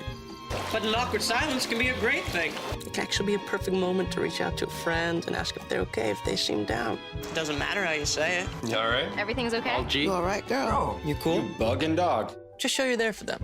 Go on, Kelly. Seize the awkward.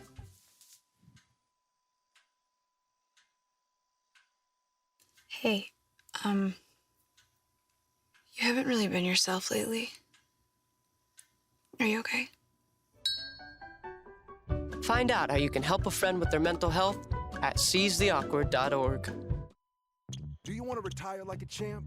Just like legendary basketball star Uncle Drew? Don't do him like that, Uncle Drew! You're already acing the game. You've got your dream ride. Don't be slamming my door. Sorry about that. You just did the same. Gotta get the boys. Your dream vacation and your dream team.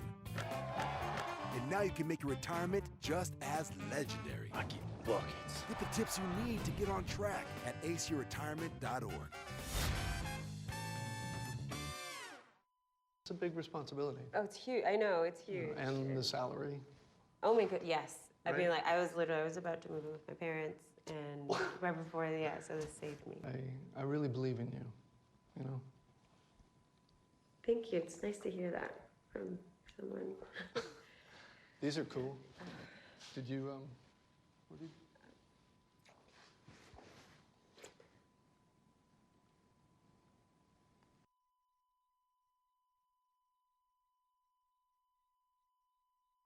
Human Services and the Ad Council.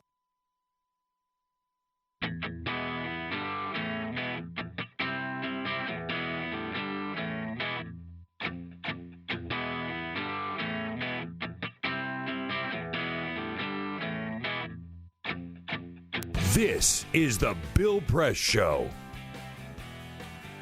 Yes, indeed. Here we are on a Thursday, November 1. Good to have you with us, friends. Thanks so much for joining us as we take you through the news of the day. Thanks to the help today of the good members of the Sheet Metal, Air, Rail, and Transportation Workers Union. They call themselves, put them all together, the SMART Union, smart-union.org. Smart-union.org is their website, all under the leadership of President Joseph Sellers. Check it out, the good men and women of the SMART Union giving a fair day's work for a fair day's pay. You bet. Joining us in studio from the Religion News Service, talk about some of the important issues of the day. Jack Jenkins, our good friend, haven't seen you in a while. It's good to have you back. Thanks for having me.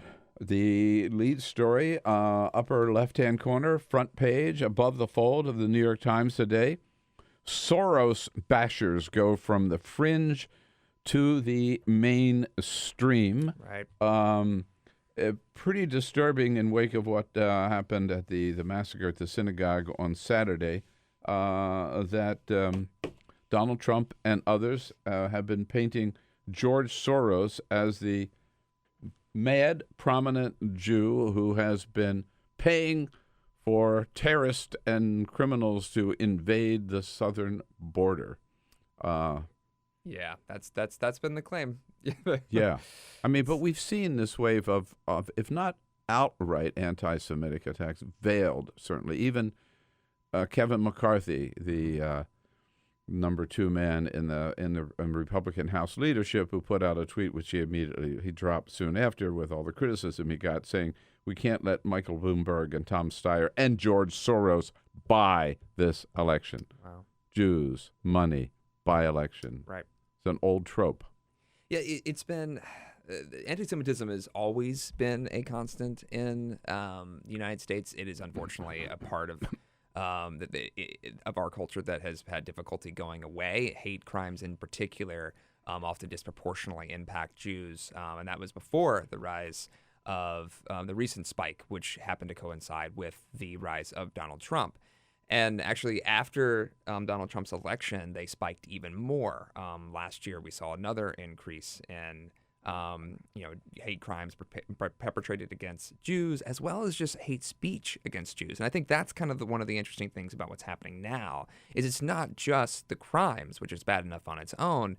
It's the rhetoric, the conspiracy theories that attach themselves to figures like George Soros that we are used to seeing in like Daily Stormer, white supremacist websites, like the dark corners of the internet, are now parts of political speech in the United States. Well, the numbers that I saw, I think the anti-defamation, etc. under the last 2 years under Donald Trump, anti-Semitic words and actions up like 60% or something like that. Exactly. And I mean, I was in my old job, which is frightening. Yeah, really. absolutely terrifying. And in my old job, we actually, at Think Progress, we actually tracked for 3 months right after Trump was elected, hate incidences in general, those impacting black people, those impacting Jewish people, those impacting Muslim people. And the most impacted group were Jewish Americans. That was just in that 3-month time period. And those are just hate incidences, right? Actually being classified as a hate crime is actually very difficult. It requires a very specific subset of legal things to come into alignment for you to be able to make a hate crime claim. And so, even the percentage that we see in that spike in that statistic you just named, that's only a fraction of how much anti-Semitic, acts or speech that we're seeing in the internet or in everyday life across the country. And with Donald Trump, it started perhaps with Charlottesville when the mob there chanting, "The Jews will not replace us, the Jews will not replace us," and Donald Trump not condemning them outright, but in fact saying there were some very fine people among those. Right. Both sides. Both sides. And I think that was... Which sent a chilling message, for sure, in terms of almost a green light to white supremacists and neo-Nazis. It is certainly true that among those websites and among leaders like David Duke and others, they have been very vocal about saying that they see an ally in Donald Trump. Even though Donald Trump has eventually, condemned acts of white supremacy and terrorism and anti-Semitism, particularly last year when there was when there was this rash of bomb threats against Jewish centers. It took a while for Trump to actually condemn that and condemn anti-Semitism. But even though he does that, in these far, corners of the internet where you have these deep, dedicated anti-Semites, they often cite Donald Trump as an ally. And even if they don't necessarily see him as an obstacle either. For instance, the alleged shooter in the synagogue shooting. Yeah. According to the Gab accounts, the social media account that a lot of racists hang out on, for lack of a better term. That's why it's actually been taken down from the internet for a brief period of time right now. It's because of the prevalence of hate speech on that site. He apparently posted a lot of things on there, and actually was not necessarily kind to Trump, but did not see Trump as necessarily an opponent to his views. No, he didn't feel. He felt that Donald Trump did not go far enough. Right, and in many ways, the rhetoric that he pushed is actually this push against anti-immigrant and anti-refugee sentiment that has been bolstered underneath Trump's time as president of the United States. The fact that the shooter had a particular animus to the refugee resettlement group HIAS, right, which is this Jewish refugee resettlement group, of which there are 9 and decades old. HIAS goes back to Ellis Island days. Right, and they've been working for a long time, and they've been contracting with the government for a long time. But their work, along with the 6 other faith-based groups that work with the government, and there's 3 other non-faith-based groups that do refugee resettlement, has been decimated by the Trump administration, by the travel ban, by the limiting of refugees that have been entered into the United States. And there is some evidence to suggest that the shooter was particularly frustrated by the Jewish response to the refugee issue, and say how vocal Jews were and the Jewish community was in supporting refugees. And so anti-Semitism and anti-refugee sentiment combined in this scenario, it looks like, to create a really hostile, volatile, and ultimately deadly combination. Well, there's a lot of evidence, I think, that link the two, in his mind at least. His last tweet was about HIAS by name. He talked about the invaders, meaning the caravan, right? Right. And the link is that how dare these Jews are basically anti-American because they're helping these refugees or these invaders, members of this invasion. And who called it an invasion? Donald Trump. Donald Trump. Right. I mean, that language came right out of Donald Trump. And it's worth noting that even the anti-refugee sentiment and the antagonism towards refugee resettlement groups is actually not just like this corner of the internet thing. Tucker Carlson on Fox News has actually railed against faith-based groups taking government funds to resettle refugees since at least 2014, and actually invited the president of Hayas onto his show to debate him on the topic of refugee resettlement. And it's Tucker Carlson has repeatedly, pushed back on any notion that he's seen as a white supremacist or that he endorses any of their views.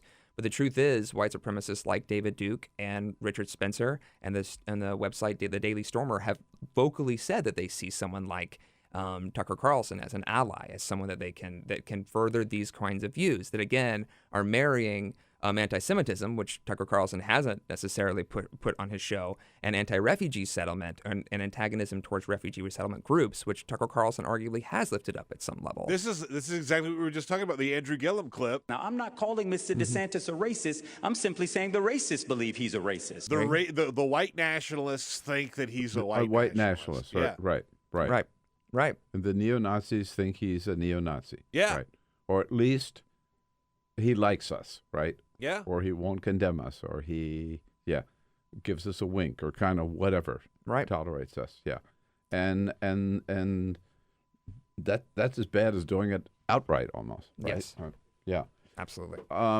And it certainly can prove to be, as is proven this past weekend. Right. Like it can fuel a lot of different kinds of anger and frustration in the wrong directions that end up with getting people killed. Right. Which I think does explain why some people in Pittsburgh, when the president said, I want to come out to Pittsburgh, said, please don't, right? Unless, as long as your language is not clearly condemning, right, and clearly one side on this, we don't want you here. Right. There was significant pushback to his visit to the city. The actual community itself was willing to welcome them, as faith communities would. Sure. Saying that, they And the rabbi, I think, he did the right thing. He had to, right? I mean, Right. He could not. And to his credit, I think a lot of faith communities that might be filled with people who would disagree with Donald Trump would welcome him into their doors, because they would see that as kind of the welcoming that they do. It's why the reason that a the Christian synagogue thing or a Jewish thing or a Jewish person thing. of faith thing to do. Exactly. I mean, one thing to remember, this shooter, a lot of synagogues have really high security protocols, but the doors are open during worship. And that's a posture of people of faith. It's why a lot of people bristled right after the shooting when the president suggested that maybe if there were more armed shooters. Almost, yeah. People bristled at that too, almost blaming the synagogue for not having armed guards, right? And it's important to remember, faith groups have already significantly pushed back repeatedly against that notion. There are faith groups that have endorsed the idea of having armed citizenry in the pews, but a lot of people actually advocated against state-based laws based on their faith, against the idea of arming people in church or allowing firearms onto church grounds. So that's that suggestion was already thought to be anathema to many people of faith, regardless of faith tradition across the country. Right. And now, in light of all of this, Mike Pence has an event the other day where he was offering part of the ceremony, I guess, or the event was offering some prayers, a moment of silence or whatever, for the victims of the shooting in synagogue, and with an unusual spokesperson. Right. He elevated a man who goes by Rabbi Lauren Jacobs, who is head of a not what many would call a traditional Jewish community. He is head of a messianic Jewish community, which is that a Christian Jewish community? So they would claim to be Jewish, but they believe that Jesus Christ is the Messiah. And so they retain the core Christian belief. Jews for Jesus? Yes, that is the same group. Okay. The same category of people. Yeah. And he apparently, he actually, during his prayer, closed his prayer in the name of Jesus. He quoted, what is classically understood to be Christian scripture, the Gospel of Matthew, twice. And he actually prayed at the beginning. I'm sure this is Mike Pence's kind of rabbi. Right? Well, there are a lot of alliances between evangelical conservative Christians and the Messianic Jewish community. That is true. Which is why it's interesting when you have, because Lauren Jacobs actually prayed at the beginning of the rally, and then Mike Pence invited him back up to pray again, specifically for the victims of the synagogue shooting, and listed him as a leader in the Jewish community. So here's the thing. Jews who do not belong to the Messianic Jewish community vehemently dispute whether Messianic Jews are Jews at all, and saw this as deeply offensive, and were really outraged by it. So there was immediate backlash, a selection of this individual being lifted up to represent or pray for the Jewish community in the aftermath of the shooting. Is he so? In other words, he couldn't get a real Jew, so he had to get a phony Jew. Well, or a real rabbi, he had to get a phony rabbi. Well, what I will say, the Messianic Jews still claim that they are Jews and this person is a rabbi. Although it is worth noting that apparently, he was listed as being ordained by this one specific Messianic Jewish group, and they had to issue a correction saying, no, we stripped him of his ordination back in 2003, 2004. So even among... He was defrocked. Right.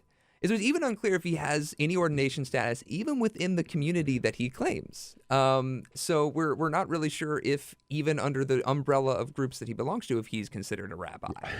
So it was an interesting choice. And apparently he was invited by one of the other lawmakers at the event who is running for Congress in the state of Michigan. It's also worth noting he specifically prayed for the victory of 4 different Republicans during his opening prayer.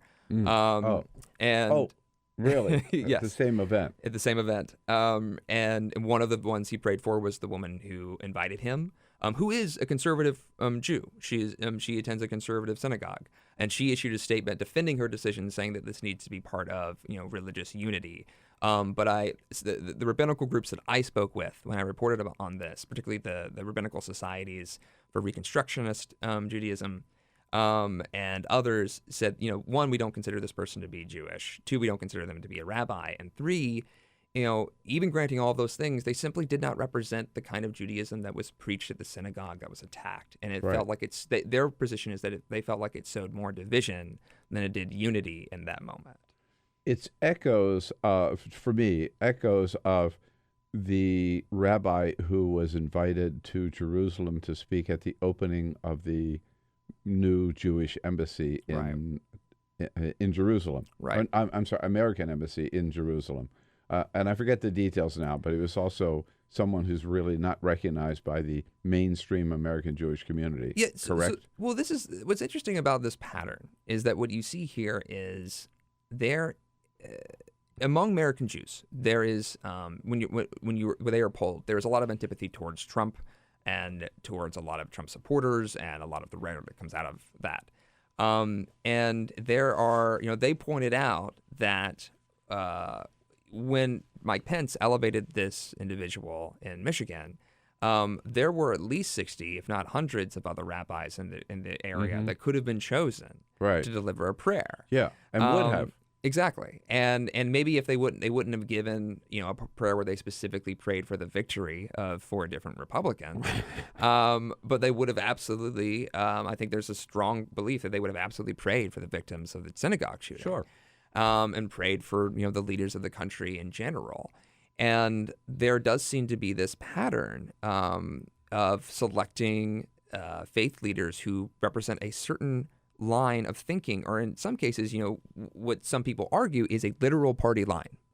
And the fact that this Rabbi Lauren Jacobs, representing the Messianic Jewish community, repeatedly prayed for God to lift up leaders within the Republican Party, within the country, and then name-checked 4 individuals running for office. I mean, that's you're not going to get that from a lot of mainstream Jewish leaders, regardless of their political affiliations. I think there's a lot of rabbis who might be registered as Republicans who probably wouldn't deliver that prayer. It's the same reason why there was a lot of criticism around when Mark Burns, a pastor, what's often described as a prosperity gospel preacher out of South Carolina, when he delivered a prayer at the Republican National Convention in 2016, which was one of the most overtly partisan prayers that had been delivered in some time. Some of his critics, he ended up running for Congress, but some of his critics said, he has this tiny little church. How'd they find this guy? And that they were. The truth is, Trump is not unique in finding unusual faith leaders to speak on behalf, of him in a campaign. That's an old political move, but it is certainly a different kind of national platform for some of the faith leaders that have been lifted up by this administration. Sort of in the interest maybe of being an equal opportunity offender here, I do want to ask you about the fact that the two most recent cardinals of the Catholic Church in Washington, D.C., Cardinal McCarrick and Cardinal Worley, have both been booted. Yes. Less so maybe for Worley than McCarrick, because of either covering up or actually accused of sexual assault and taking advantage of their position to sexually assault young men. Yes.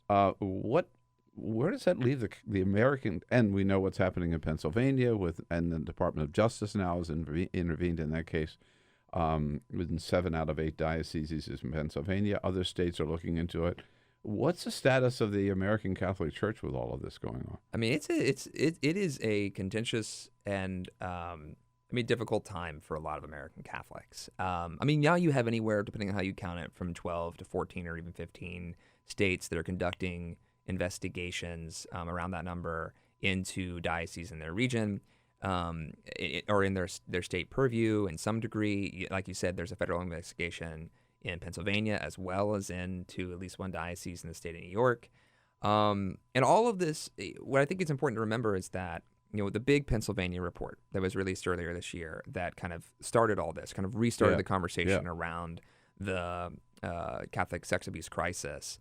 The overwhelming majority, almost all of the instances that they record in that report are beyond the statute of limitations. And so one, they're calling for limiting, changing the law so they can enforce them. But two, a lot of them happened a long time ago with a couple of exceptions. And so these other investigations as they get launched are also likely to find the same. But what I think is interesting about this moment and the story of the Catholic sex abuse crisis is that historically, the people who do have justice served against them are often the priests themselves, right? The priest will get arrested. The priest will be tried. But the hierarchy has worldwide in the Catholic sex abuse crisis has not been held accountable with the same force as you see these priests. And that seems to be a big part of what's happening now. No, but in fact, au contraire, like Cardinal Law from Boston was summoned back to Vatican and then given the third most powerful post in Rome. Right. As a reward almost for all this cover-up. McCarrick, himself accused of sexual abuse by several priests and former priests or seminarians, was made head of or co-head, I think, of the commission to investigate sexual abuse among priests in this country. And Worley, when Pope Francis last week demoted him or accepted his resignation, I guess, still made him kept him on as some senior advisor to the Vatican. Right. I mean, it doesn't, I think that particularly for abuse victims and groups I've spoken with, the biggest, who've been calling by the way, for a federal investigation for some time. Their perspective is that the same system that they argue protected priests to begin with, where they move priests around, is now just happening again, but they're protecting the people in charge. The hierarchy, right? Yeah. A very prominent Catholic and very prominent public office holder told me about a week ago that this is the end of the Catholic Church in America. I wouldn't go that far, but it's certainly not a good time for the Catholic Church. Hey, Jack, it's always good to see you. Thanks for stirring things up.